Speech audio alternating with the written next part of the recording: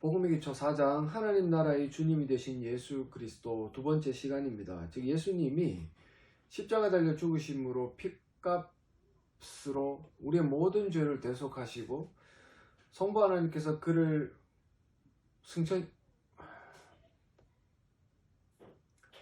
복음의 기초 4장 하나님 나라의 주님이 되신 예수 그리스도, 이 제목처럼 지금 예수님은 하나님 나라의 실소유주가 되셔서 그 하나님 나라에 가는 모든 주의 백성들을 다스리고 또한 그들의 주인이 되신 분이라는 사실을 지금 4장에서는 이야기를 하고 있습니다.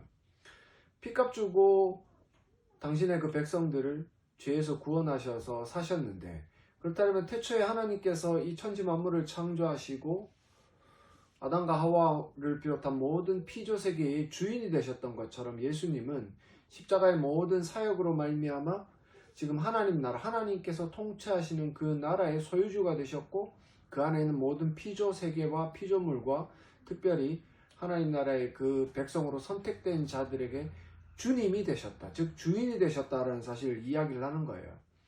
그래서 교회라는 곳은 이 예수님의 통치를 인정한다. 예수님의 통치를 인정한다라는 것은 결국 예수님께서 나의 소유주가 되시는, 교회의 소유주, 교회의 머리가 되신다라는 사실을 인정하는 것이다.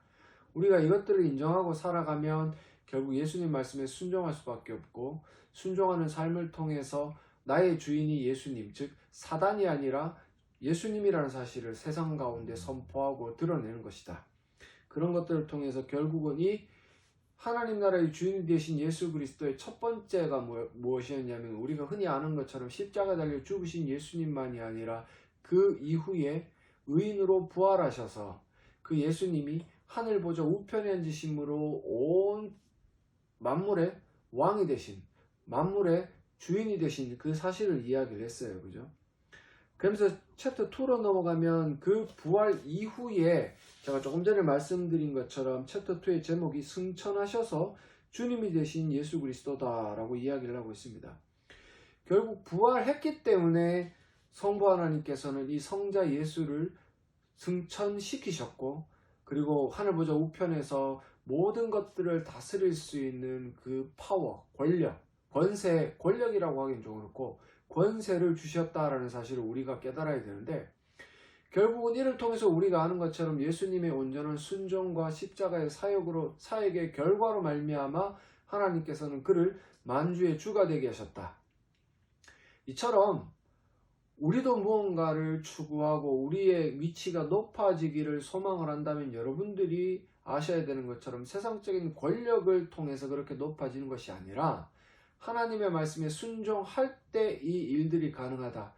이 땅에 오셨던 예수 그리스도가 그렇게 비참한 인생, 그 비참한 십자가에서 죽음을 맞으셨지만 결국 그 모든 것들이 성부 하나님에 대한 순종이었고, 순종의 결과물로 그분의 이름이 모든 이름 위에 뛰어난 이름이 되셨던 것처럼 우리 또한 이 세상 가운데 하나님의 영광을 드러내고 우리의 삶을 통해서 하나님 나라 이 땅 가운데 확장되게 하려면 수단 방법 가리지 않고 돈을 많이 벌어서 떵떵거리고 잘 사는 것이 아니라 하나님 말씀에 순종하는 것, 힘들어도 순종하는 것. 오늘 여러분들 잘 아시겠지만 대구 모 교회에서 확진자가 나타났어요. 그죠? 이렇게 힘든 상황 가운데 서로 마스크를 끼고 대화도 줄이고 있는 형편에 이자들은 마스크 벗고 예배 드리면서 찬양 부르고 같이 앉아서 밥 먹고, 물론 그런 교제가 나쁘다는 게 아니라 하나님께서 명령하신 겁니까 그게? 이 힘든 시기 가운데 마스크 벗고 너희들끼리 그러면은 성령께서 너희를 지켜가지고 코로나에 안 걸리게 하겠다, 이런 게 성경 말씀에 어디에 나와 있습니까? 전혀 그런 부분은 언급이 되지 않아요.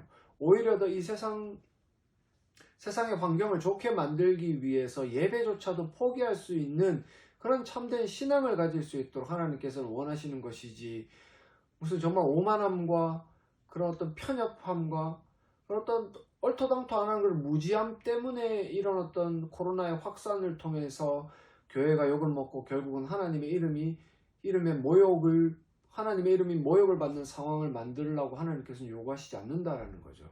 이게 정말 얼마나 무지 때문에 일어나는 일인가. 이것이 결국은 교회의 머리 대신 예수 그리스도의 그 통치에 순종하는 것인가, 여러분들이 잘 이해를 하시고 좀 아셔야 돼요. 순종해야 됩니다.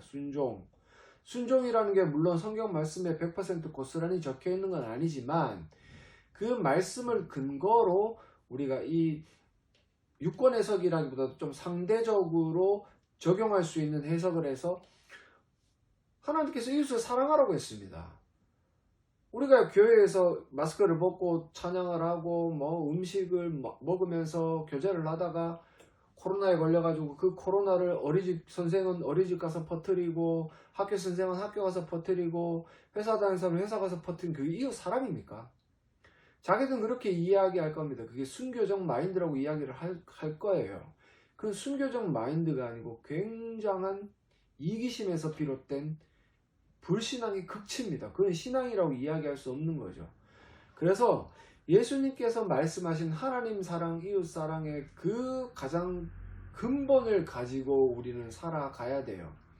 그래서 승천하셔서 주님이 되신 예수 그리스도를 여러분들이 믿고 따라가고 있다라면 명확하게 기억하셔서 예수님의 말씀이 우리의 가장 강력한 기준으로 작용해야 된다. 내가 듣기 싫고 하기 싫어도 예수님의 말씀이면 내 것을 포기하고 내 것을 절제하여 예수님 말씀의 그 통치에 순종하는 것, 그것이 우리가 해야 될 일이다. 그래서 승천하심에 대한 이야기를 좀 해보려고 합니다. 예수님은 영광의 몸으로 부활하셨습니다. 그것을 통해 악한 영적 세력을 무릎 꿇게 하셨으며 믿는 모든 자의 죄를 사하시고 부활 소망까지 주셨습니다. 그런데 그것이 끝이 아닙니다. 부활의 소망을 주심으로 말미암아 우리가 이제는 죽어도 영원히 사는구나, 거기서 끝이면 이 세상의 삶은 우리 마음대로 살아도 되는 겁니까? 정말로 우리가 흔히 이야기하는 것처럼 개차반처럼 살아도 나는 정말 믿음이 있기 때문에 천국 가, 그래서 나는 영원한 생명을 소유하고 있어 라고 말한다면 이것 또한 어떻게 보면 어불성설인 거예요. 예수님의 이야기는 계속됩니다. 사도행전 2장 33절을 보면 하나님이 오른손으로 예수를 높이시매 라고 되어 있습니다. 오른손으로 높였다라는 얘기는 권세를 주셨다라는 얘기예요. 오른손이라는 것은 권력, 즉 최강의 권세를 가리키는데, 이 권세로 예수를 높였다는 건 예수님께 이 권세가 주어졌다는 걸 이야기하는 거죠. 그죠? 이것은 직접적으로 예수님이 승천을 가리킵니다. 더 나아가서는 예수님이 만물을 다스리는, 통치하시는 주님이 되셨다는 것을 의미합니다. 예수님이 주님이 되셨다는 것은 무엇을 의미합니까? 우리는 주 되신 예수님 앞에서 어떻게 행해야 합니까? 여러분들이 곰곰이 한번 생각을 해봐야 되는 게, 예수님 만약에 승천하심으로 이 온 우주 만물의 소유주가 되셨다면 그분은요, 최강 권력, 권세를 가지고 있는 분이고, 그분의 말씀에 불순종하는 자들은 결국은 그분이 재림이 오시는 그 순간 영벌의 심판을 받는 거죠. 일단 우리가 영생의 축복을 누리기 위해서는 그 통치자가 되시고 주님이 되신 예수님의 말씀에 온전히 순종해야 되는 거, 그게 우리에게 주어져 있는 어떻게 보면 유일한 의무, 유일한 권리, 정말 유일한 소망입니다. 사도행전 2장 33절과 36절이에요. 하나님이 오른손으로 예수를 높이심에 그가 약속하신 성령을 아버지께 받아서 너희가 보고 듣는 이것을 부어주셨느니라. 요한복음에도 나오는 것처럼 보혜사 성령께서는 예수께서 행하신 것들을 생각나게 하고 그의 가르침을 떠올리게 한다라고 이야기를 합니다. 34절에 다윗은 하늘에 올라가지 못하였으나, 하늘에 올라가지 못했다라는 말은 하나님 나라 가운데 그가 예수님의 통치를 받지 못했음을 말하는 거예요. 친히 말하여 이르되 주께서 내 주에게 말씀하시기를. 여기서 앞에 나오는 주께서라는 것은 성자 예수 그리스도, 뒤에 나오는 내 주라는 말은 성부 하나님. 결국 그렇다면 이 다윗도 구약시대 때 예수님이 오시기 전이지만 이 독생하실 성자 예수 그리스도에 대한 이런 어떤 지식이, 복음의 지식이 있었다라는 걸 의미하는 겁니다.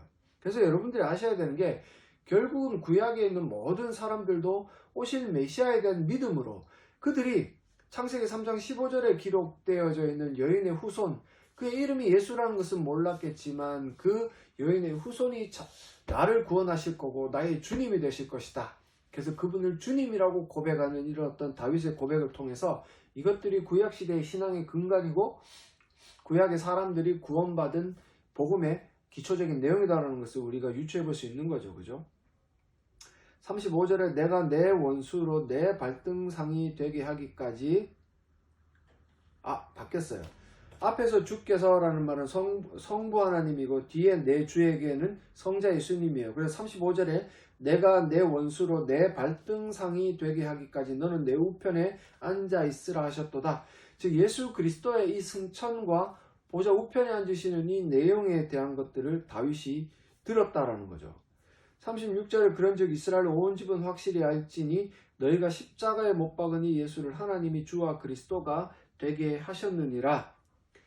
결국은 이런 어떤 복음의 지식들을 통해서 우리가 나의 주인이 누구인가를 깨닫게 되고, 나의 주인이 누구인가를 깨닫게 된다면 적어도 그분 앞에서 교만하고 오만하게 오늘 벌어졌던 이 일들처럼 마치 이 정말 어리석은 일 아닙니까? 목사들이 성도들이 그렇게 하자 그래도 권면하고 무엇이 바른 길인지를 가르쳐 가지고 조금은 선한 길로, 이 코로나가 해결될 때까지만이라도 선한 길로 이끌어 가야 되는데 이런 멍청한 목사들이 오히려 더 부추겨 가지고 기도하면 코로나에 안 걸린다라고 이야기했을 거 아니에요. 따지고 보면 사도 바울도 뭐 뱀의 독을 마셔도 괜찮다. 근데 뱀의 독을 마시면 죽습니다. 여러분들 아셔야 되는데 성령 하나님께서 우리에게 주시는 능력이 마치 독약을 먹어도 죽지 않는 능력을 가지는 그런 게 아니라는 말이에요. 사도 바울이 이야기했던 뱀의 독을 마셔도 죽지 않는다라는 것은 비유적으로 사단이 우리에게 심어놓은 그 죄성들이 이제는 우리를 이기지 못함을 가리키고, 우리가 죄를 짓더라도 예수 그리스도의 그 모든 십자가의 공로로 성도들의 죄가 사함받기 때문에 더 이상 그 죄의 악영향이 우리를 죽음으로 몰고 가지 않는다라는 의미예요. 그래서 이런 것들을 문자적으로 받아들여 가지고 뱀의 독을 마신다. 그리고 이 자들처럼 기도하러 모였는데 하나님께서 설마 코로나 바이러스에 걸리게 하시겠냐? 걸리게 합니다. 거기에 코로나 바이러스에 걸려있는 사람이 있다면 전염이 되는 거예요. 하나님은 그런 어떤 오만한 마음을 가진 예배를 절대로 받지 않으세요. 이런 어떤 상황이 놓여져 있을 때는 성도들이 각자의 처소 가운데서 더 겸손하게 엎드려 하나님을 부여잡고 자신들을 돌아보며 회개하기를 원하시지, 마치 자기들이 무언가 믿는 자이기 때문에 성령이 나를 지킨다? 이거는 뭐 자기가 주인이라는 얘기밖에 됩니까? 근데 이런 어떤 일들이 결국 이런 무지함 때문에 일어나고, 이런 무지한 목사들 때문에 이런 일들이 지금 확산되고 있기 때문에 우리는 조금 더 오늘의 말씀들을 통해서 좌중하시면서 이 힘든 시기를 좀 잘 지혜롭게 현명하게 났으면 좋겠습니다. 1번에 예수님은 부활하신 후 제자들이 보는 앞에서 하늘로 올려져 가셨습니다. 예수님은 하늘에 오르셔서 하나님 우편에 앉았다라는 얘기도 권세를 가졌다, 다스릴 통치권을 가졌다, 이런 의미예요. 그렇다면 예수님은 어떤 분이 되신 것입니까? 36절에 보시면 뭐라 그래요? 하나님이 주와 그리스도가 되게 하셨다. 그리스도라는 것은 결국은 구세주 메시아로서 십자가의 모든 사역을 감당하신 이유, 즉 우리를 옛사람이 죽고 새사람으로 바꾸어 놓으실 수 있는 창조주로서 그 역할을 감당하셨고, 이 창조주 이후에 이 온 우주 만물의 주인이 되셔서 다스릴 수 있는 통치자가 되셨음을 분명히 성경은 선포를 하고 있죠. 그렇다면 제가 늘 말씀을 드리지만 창세 때 하나님께서 이 피조세계를 창조하시고 통치자가 되셨던 것처럼 예수님도 십자가에서 우리 죄인들을 다시 한 번 더 거듭나게 하는 재창조하시는 창조주가 되신 이후에 통치자가 되셨다는 사실은 유비적으로 이렇게 본다면 당연히 이루어져야 되는 일이겠죠. 그죠? 여기서 빨간 글씨를 참조해 본다면 하늘 보좌는요, 하나님이 온 우주 만물을 다스리시는 주님이라는 것을 성경은 하늘 보좌에 앉으셨다고 표현한다. 즉 온 우주 만물을 다스리는 주님, 통치자로서 존전해 계신다는 사실을 하늘 보좌에 앉으셨다라고 표현을 합니다. 신약 성경은 하나님께서 예수님을 하나님 우편 하늘 보좌에 앉히셨다고 한다. 신약 시대인 지금은 예수님께서 주님이 되셔서 우주 만물과 교회를 다스리신다. 그래서 모든 신자는 예수님을 우리 주 예수 그리스도라고 부르는 거죠. 그죠? 빌립보서 2장 9절과 11절을 보시면 이러므로 하나님이 그를 지극히 높여 모든 이름 위에, 이름도 제가 지난주에 이 강의를 했던 것처럼 명성과 평판을 가리킨다. 모든 이름 위에 뛰어난 이름을 주사 하늘에 있는 자들과 땅에 있는 자들과 땅 아래에 있는 자들로 모든 무릎을 예수의 이름에 꿇게 하셨다. 굴복케 하셨다라는 거죠. 그죠? 모든 입으로 예수 그리스도를 주라 시인하여 하나님 아버지께 영광을 돌리게 하셨느니라. 즉, 이 온 피조세계가 예수 그리스도를 주님이라고 고백을 하면서 이 예수 그리스도를 주님으로 세우신 하나님께 영광을 올려드리는데, 이 예수님의 머리 되신 예수님을 섬기고 있는 몸된 교회인 우리가 예수님을 주님이라고 고백을 하지 않는다면, 즉 더 쉽게 말한다면 예수님의 말씀에 순종하여서 하나님께 영광을 돌리지 않는다면 이건 말이 안 되는 일이죠. 그죠? 신천지가 한번 빵 터지고 난 이후에 우리 신천지를 그렇게 모욕하고 그들에게 손가락질했습니다. 그렇다고 제가 그들이 잘됐다, 그들이 잘했다라는 이야기는 절대로 아니에요. 근데 그 이후에 신천지는 조금은 좌중하는 모습을 통해서 잊혀져 갔고, 오히려 개신교회가 더 큰 사건들을 빵빵 터뜨렸죠. 그죠? 계속해서 전염자가 생기고 코로나 바이러스를 퍼뜨리고 하지 말라는 거 하면서 예수님의 통치에 불순종하고, 그러면서도 자기들이 목사를 잘 섬기기 때문에 교회라고 착각을 하고 있는 이런, 죄송합니다, 닭대가리들이 어디 있습니까? 닭은 잘 되면 치킨이라도 되는데 이 닭머리들은 도대체 뭐가 되려고 하는지 저는 이해가 잘 안 가요. 정말 이 목사들이 좀 각성을 해야 돼요. 반성도 해야 되고. 도대체 뭘 가르치는 겁니까? 말을 안 듣는 성도는 누구 잘못입니까? 다 목사들 잘못입니다. 예수님의 말씀에 순종할 수 있도록 복음을 가르치고 그들을 끌고 나와야 되는데, 더 말씀에 뭐가 하겠습니까? 입만 아픕니다. 그죠? 2번으로 넘어갈게요. 예수님은 만물을 다스리는 주님이 되셨습니다. 이제 주 예수님은 이 악한 세상에서 하나님의 백성을 구원하고 복을 주기 위해 다스리십니다. 하나님의 백성을 구원하고 하나님 나라의 복인 안식을 주시기 위해 다스린다. 그래서 그 다스림에 순종할 때 안식을 받아 누릴 수 있는 거죠. 그죠? 그토록 고대한 하나님 나라가 임하고 회복된 것입니다. 물론 하나님 나라는 주님이 재림하실 때 비로소 완성됩니다. 지금은 이 하나님 나라가 있어도 세상과 공존하여 있어요. 하나님 나라의 백성이 우리고, 우리가 예수님의 통치를 받고 살아가는 그 모든 테리토리가 하나님 나라인데, 그 하나님 나라는 지금 사단이 영향력을 미치고 있는 세상과 버타여 있기 때문에 하나님 나라의 완성은 아직 아닙니다. 하지만 성도들, 즉 예수님의 통치에 순종하는 자들의 삶을 통해 하나님 나라가 이 땅 가운데 보여지고 있는 거예요. 근데 많지는 않죠. 그죠?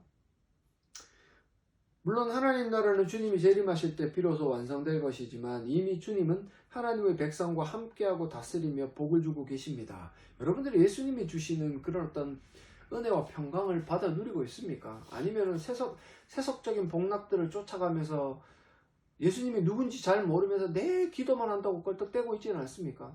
여러분들이 정말 정확하게 명확한 구원을 받기 위해서는 기도만 해서는 되는 게 아니고요.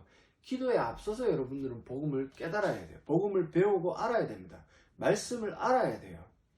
그래야 기도가 힘을 얻는 것이지, 말씀은 하나도 모르면서 엎드려 기도하는 거, 그거는 중연불되는 거랑 다를 게 뭐가 있습니까? 스님이 나무아미타불 관세음보살 하는 거랑 교회 다니는 사람들이 기도원 가가지고 방언하고 울랄랄라 하는 거랑 다를 게 뭐가 있습니까? 말씀이 늘 근거가 되어야 우리의 기도는 힘을 얻는 거예요. 그래서 예수님이 우리에게 가르쳐주신 기도는 주기도문 그 내용 이상도 아니고 이하도 아닌 겁니다.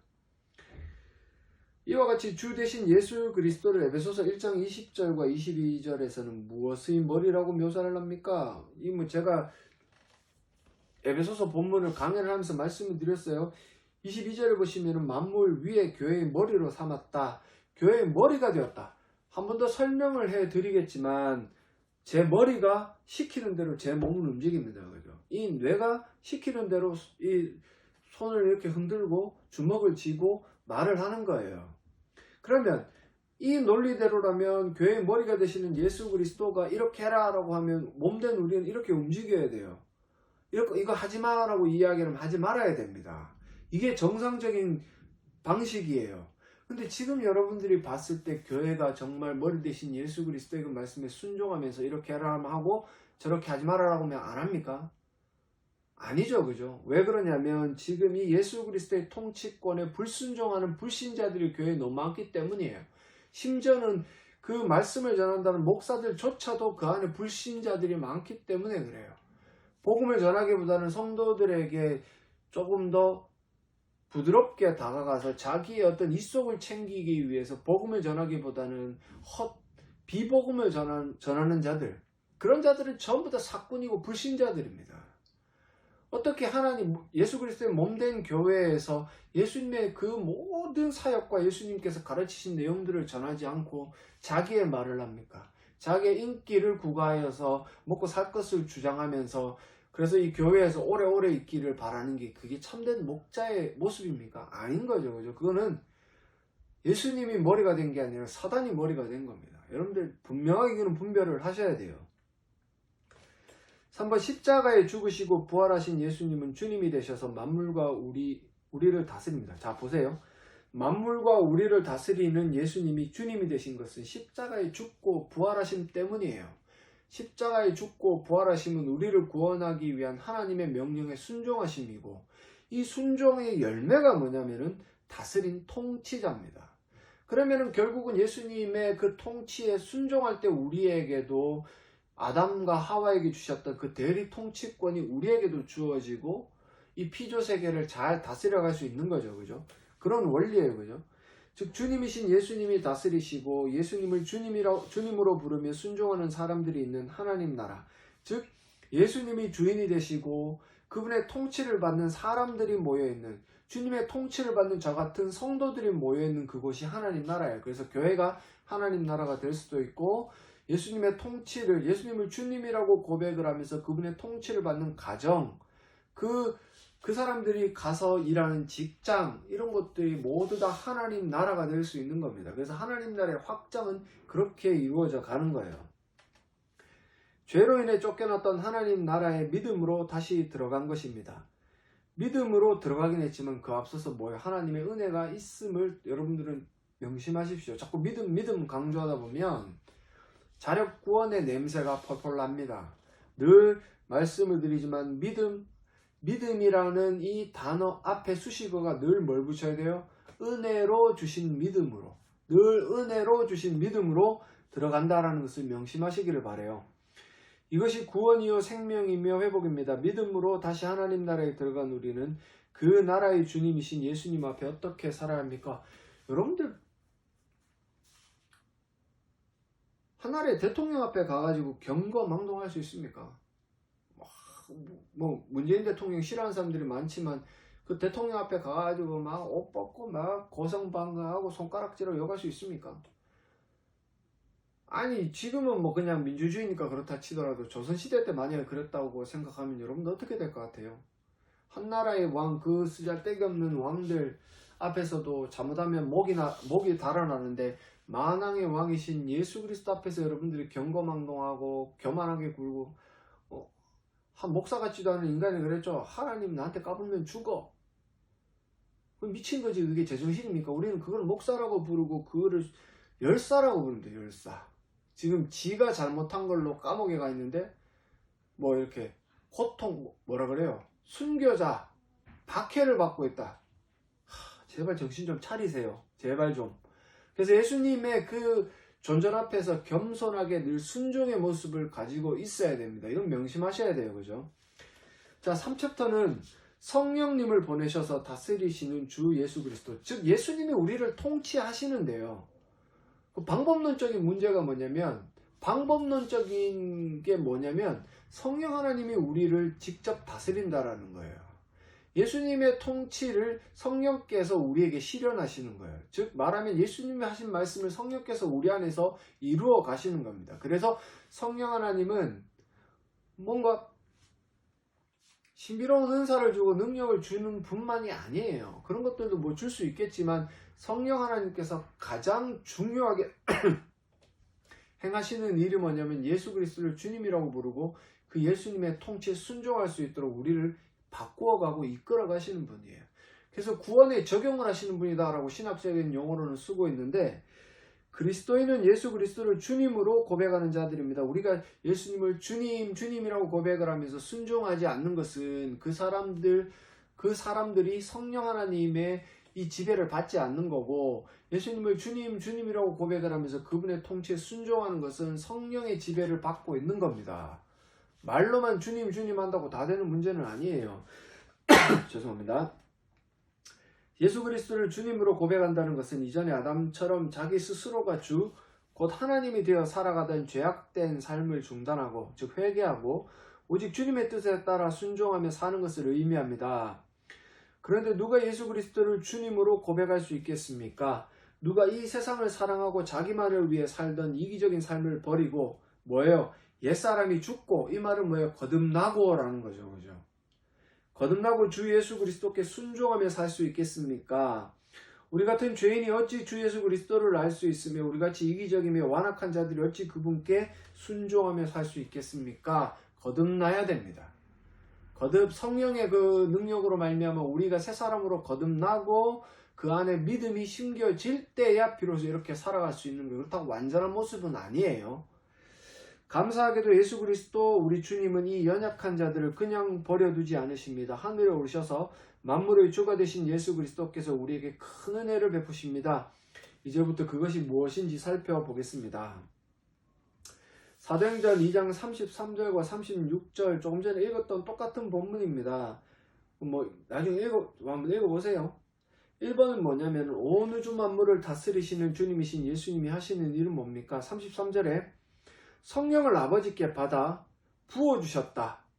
너희가 보고 듣는 이것을 부어주셨다라는 거죠. 그죠? 결국은 성령을 아버지께 받아서 행하시는 일들이 예수님이 가르치신 모든 복음의 내용들을 깨달을 수 있는 지혜도 부어주시는 그런 일들을 행하시는 겁니다. 성령을 선물로 주신다. 사랑하는 자에게 성령을 선물로 주신다는 하나님의 그 어떤 은혜가 우리에게 있고, 이 성령 하나님은 결국 우리에게 오셔서 예수님의 그 가르침과 예수님이 행하셨던 모든 일들을 이해하고 믿게 만드시는 분이에요. 그래서 여러분들이 가지고 있는 믿음이라는 게 성령 하나님께서 믿게 만들지 않는데 여러분들의 자의로 무언가 뒤에 나오겠지만 비용 계산해서 이게 더 나을 것 같다라고 착각해서 믿었다.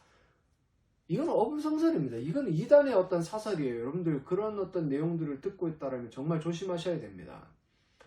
여기 나오는 것처럼 모든 것들을 부어주시는 분 성령 하나님, 성령께서 생각나게 하시고 우리에게 예수님의 모든 가르침들을 깨닫게 하시는 거예요. 그 깨달음 이후에 믿음이 오는 거죠. 물론 우리가 처음에 딱 믿음을 가졌다고 해서 모든 것을 다 알고 있는 건 아닙니다. 어느 정도 복음의 내용들을 듣고 하나님께서 은혜를 베푸셨을 때 우리에게 참된 믿음이 생기고, 근데 믿음이 생기면 어떤 열망이 생기는 줄 알아요? 예수 그리스도에 대한, 그리고 성부 하나님에 대한 알고 싶다라는 그런 열망이 생기고, 그런 열망을 가지고 있는 사람들이 주로 복음을 듣고 성경을 배우는 거죠. 근데 여러분들 교회를 한번 돌아보세요. 누가 그렇게 성경을 깨닫고 싶어하고 복음을 배우고 싶어 합니까? 잘 없습니다. 왜 그러냐면 계속해서 반복해서 말씀드리지만 목사놈들이 잘못한 거예요. 이 목사들이 안 가르치는 버릇하고 이 정도 몰라도 된다라고 이야기를 하면서 스님들이 이야기하는 나무함의 탑을 관세음보살 이 정도만 가르쳐요. 예수가 내 죄를 대신해 십자가에 달려 죽었다. 그걸 믿습니까? 예. 믿어요. 그러면 구원받았습니다. 그렇게만 가르칩니다. 참 이야기하면 할수록 답답하죠. 그죠? 저도 답답해요. 그게 지금 교회 현실이에요. 지금 예수님은 성령 하나님을 우리에게 보내주셔가지고 예수님의 모든 사역과 이 복음의 핵심들을 가르쳐 주시려고 하는데, 지금 오늘 그 사고를 쳤던 교회들처럼 엎드려가지고 뭔가 불 받고, 불을 받으면 뜨겁습니까? 기도원 가보면 아줌마들 떼굴떼굴 굴려요. 뜨겁다 그러면서. 그래 이렇게 와가지고 머리에 손대면 다 자빠지죠. 저도 이제 그거를 경험을 해봤는데 저는 안 넘어갔어요. 이렇게 머리에 손을 대면 안 넘어가요. 또 되니까 또 뭔가 어지럽든지 해야 넘어가는데 안 넘어가요. 그러니까 나중에는 이 양반이 이렇게 밀더라고요. 내가 불쌍해서 그냥 넘어졌어요.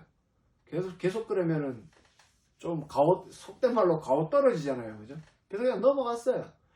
이런 어떤 알 수 없는 주관적인 체험을 바탕으로 한 일들을 성령께서 행하신다. 여러분들 착각하지 마세요. 성령 하나님은 질서의 하나님이시고 성령 하나님은 이 성경의 내용들을 가지고 행하시는 하나님, 복음을 가지고 행하시는 하나님이에요. 즉 예수님의 그 통치를 우리에게 전하시는 분이에요. 그렇기 때문에 어줍지 않게 인간들의 그 어떤 귀신 노름에 빠진 형태로 성령 하나님 마치 어떤 잡신처럼 생각하면 안 된다라는 거죠. 성령 하나님 무언가 비상한 능력을 주시는 분 맞을 수도 있습니다. 하지만 그것보다도 성령 하나님께서 지금 우리 세대에 가장 많이 하시는 일이 뭐냐면 지혜를 주셔서 이 말씀을 깨닫게 하시고 이 말씀대로 살아갈 수 있도록 우리의 의지를 단단하게 만드시는 분이에요. 그게 기도한다고 백날 기도한다고 되는 일 아닙니다. 여러분들 착각하시면 안 돼요. 이번 무엇을 확실히 알고 믿어야 주 예수 그리스도가 보내주시는 성령님을 받습니까? 36절에 하나님이 주와 그리스도가 되게 하셨다. 이 문제도 잘못됐죠, 그죠? 믿어야 성령을 받는 게 아니고 성령께서 오셔서 우리를 거듭나게 하셔야 우리가 성령을 받을 수 있는 겁니다. 여기 보시면 사도행전 2장 38절에 베드로가 이르되 너희가 회개하여 각각 예수 그리스도의 이름으로 세례를 받고 죄사함을 받으라. 그리하면 성령의 선물을 받으리니, 성령을 선물로 받는다라는 얘기는 여기 성령의 선물이 아니라 성령을 선물로 받는다라는 거예요. 그 말인즉슨 이런 어떤 일 이전에 거듭난 자에게 회심이 일어나고 그 회심이 일어난 사람에게 성령 하나님이 본격적으로 그를 이끌어 가시기 때문에 가시적으로 그의 삶이 바뀌는 지점부터 성령을 선물로 받는 것처럼 이야기를 하는 거예요. 마치 여기 나와 있는 것처럼 그냥 회개하여 예수 그리스도의 이름으로 세례를 받고 죄사함을 받으면은 여기 나온 것처럼 믿으면 성령을 우리가 받는 거 아닙니다. 성령 하나님이 정말로 선물이라 그랬다고 그래가지고 무슨 우리의 어떤 공로에 대한 보상이라고 생각하시면 안 돼요. 이 말인즉슨 제가 읽어드렸던 사도행전 2장 38절을 그리하면 너희가 그렇게 하면 성령을 선물로 받는다는 건 성령 하나님은 보답물밖에 안 되는 겁니다. 근데 성경 어디에도 성령 하나님이 우리에게 보답의 선물 정도로밖에 표현된 부분이 없어요.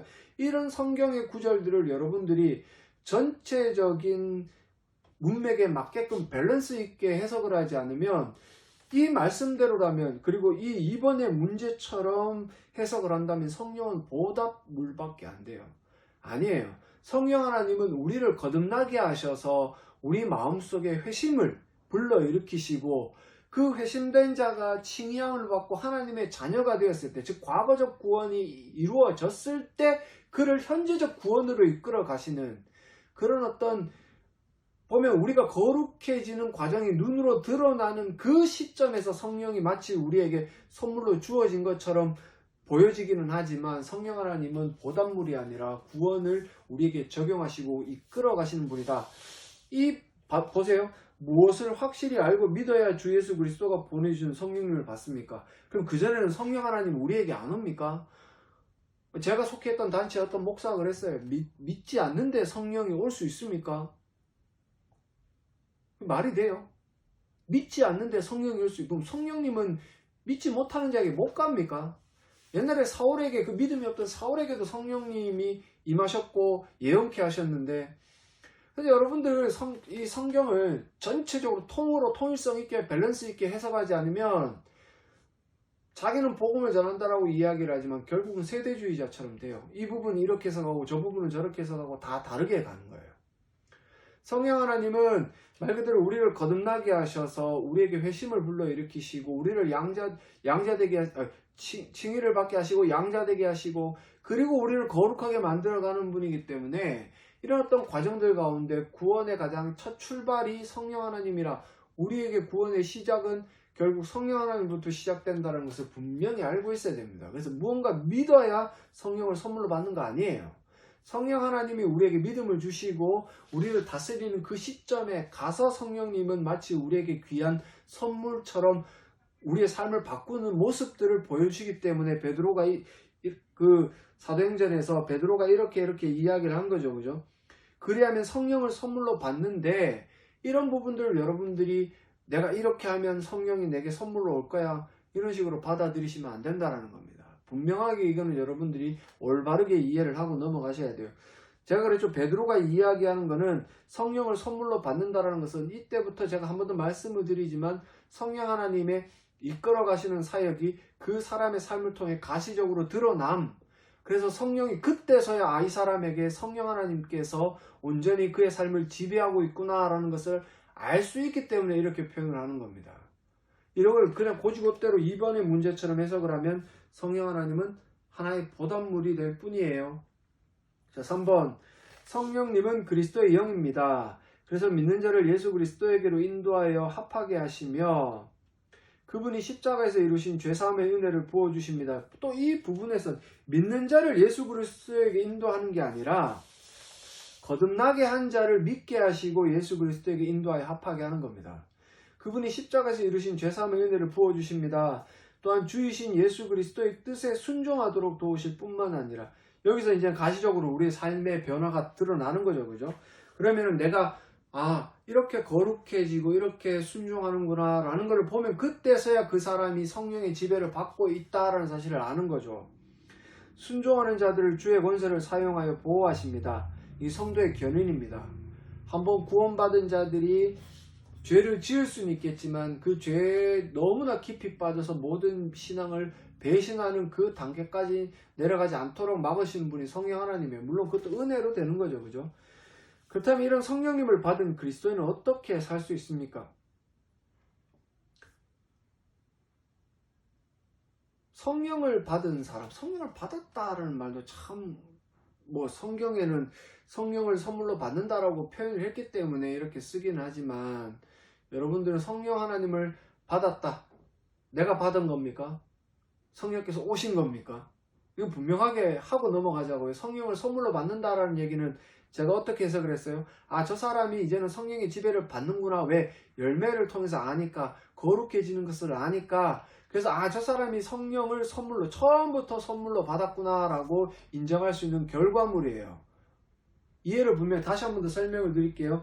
사도행전 2장 38절에 베드로가 이르되 너희가 회개하여 각각 예수 그리스도의 이름으로 세례를 받고 죄사함을 받으라. 그죠? 회개하고 세례를 받고 죄사함을 받으면 그 사람의 삶이 바뀌는 거죠. 거룩해지는 거예요.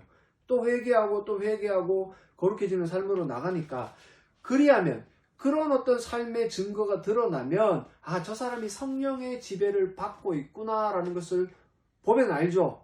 감독들이나 사도들이 보면 알아요. 그러면 저 사람이 성령을 통해 거듭났고 믿게 되었고 회개하였고 이제는 거룩해지는구나. 그렇게 성령을 선물로 받았다. 저렇게 저 사람이 거룩해지니까 저 사람은 성령의 지배를 받는다. 그것을 문학적으로 표현한 단어가 성령을 선물로 받는다 라고 표현을 한 겁니다. 근데 여러분들 실상은 성령을 받습니까? 성령께서 오십니까? 분명하게 하자고요. 성령을 받습니까? 성령께서 오십니까? 성령께서 오시지 어떻게 성령을 우리가 받습니까? 우리가 원하면 옵니까? 우리가 받을 수 있습니까? 원하면? 절대로 그런 일이 일어나진 않아요. 성령께서 하나님의 선택을 받은 자들에게 예정된 시간에 오셔서 그를 거듭나게 하시고 회심하게 하시고 칭의한 자 의롭다 칭하여 주시고 이제는 그를 거룩하게 만들어 가시며 지키시는 죽어서 천국 가든지 아니면 예수님이 재림하시는 그 순간까지 지키시는 분이 성령 하나님인데 그렇다면 전적으로 봤을 때 내가 받은 게 아니라 성령께서 오시는 거다. 이런 어떤 표현들에 대해서 여러분들을 잘 이해를 하셔야 되고 성령의 지배를 받는 사람은 예수님의 통치를 받는 사람이고 예수님의 통치를 받으면 순종하면서 살아갑니다. 물론 이렇게 의지나 어떤 그 사람의 신앙의 어떤 정도에 따라서 순종을 잘하는 사람이 있고 좀 약한 사람이 있지만 그의 삶은 분명히 변하게 되어져 있습니다. 예수님의 통치를 받고 그 통치에 순종하고 순종하지 못할 때도 있지만 회개하고 또 순종하고 순종하지 못할 때도 있지만 또 회개하고 순종함으로 말미암아 그렇게 거룩해져 가는 거예요. 그게 성령 하나님께서 우리에게 오셔서 베푸시는 은혜의 선물이고 우리에게 주시는 구원의 적용입니다. 그래서 오늘 이 부분을 통해서 제가 알고 있는 부분이에요. 다른 목사님들은 다르게 이렇게 해석하실 수도 있겠지만 제가 가지고 있는 신학과 제가 해석하는 성경의 통일성에 비추어 본다면 제가 말씀드린 대로 우리가 믿어야 성령을 받는 게 아닙니다. 성령께서 믿게 하시는 거예요. 그래서 어떤 성령께서 거듭나게 하시고 믿게 하시고 다스리시는 그 모든 일들의 현상적인 측면에서 저 사람은 성령을 선물로 받았구나. 약간은 문학적인 어떤 표현이 담겨져 있는 부분이다. 그런 부분들을 명확하게 해석하고 결국 이 4장을 통해서 이야기하는 것은 예수님은 부활하시고 승천하셔서 온 우주 만물을 다스리는 통치자가 되었고 교회의 머리가 되심으로 성도인, 교회인 우리를 다스려 나가시는데 이 방법론적으로 성령을 우리에게 보내셔서 성령이 우리에게 오셔서 우리를 거듭나게 하시고 믿게 하시고 회개케 하시고 하나님의 자녀로 만들어 주시고 지금도 그렇게 거룩하게 살아갈 수 있도록 지키시고 힘 주신다. 이것이 가장 큰 은혜요 선물입니다. 이걸 넘어서는 순간 이단이 되는 겁니다. 뭐 나의 공로, 내가 믿기 때문에 성령을 받았다. 이 말이나 내가 믿기 때문에 구원받았습니다 라는 말이나 다른 게 있습니까? 이 강의를 듣고 한번 곰곰이 생각을 해보세요. 내가 믿기 때문에 성령을 받았다. 내가 믿기 때문에 구원을 받았다. 두 말은 차이가 없어요. 내가 믿기 때문에 구원을 받았다는 말은 자력 구원론의 표현입니다. 그럼 나는 믿기 때문에 성령을 받았다. 이것도 자력 구원 아닙니까? 똑같은 뉘앙스에 달려져 있는 다른 두 문장이었죠. 그죠? 그래서 여러분들이 살아가시면서 온전히 하나님의 은혜라고 생각하시면 좋겠어요. 나로서는 한 게 아무것도 없다. 내가 지금 교회를 다니고 말씀을 듣고 이해하고 믿음이 성장하고 어떻게 이렇게 살아가서 회개하고 죄와 싸워 이기고 더 거룩해지는 이것조차도 나의 힘이 아니다. 성령 하나님께서 부어주시는 은혜다라고 고백을 하시면 돼요. 그게 진짜 개혁주의 신학이고 우리가 알고 있는 오직 은혜로 살아가는 자의 모습입니다. 그래서 이 코로나 지금 참으로 위험합니다. 교회가 다시 한 번 더 이 대구 땅에 격상되어서 비대면 예배로 전환이 될 수도 있어요. 여러분들이 그렇게 되지 않도록 기도 많이 해주시고 특별히 교회를 다니는 여러분들이라면 좀 더 주의하시고 조심하셔서 하나님의 그 영광을 가리지 않는, 그래서 하나님께 오히려 더 영광을 돌릴 수 있는 귀한 주의 백성들이 되셨으면 좋겠습니다. 추운 날씨에 감기 조심하시고 다음에 5장으로 또 찾아뵙겠습니다.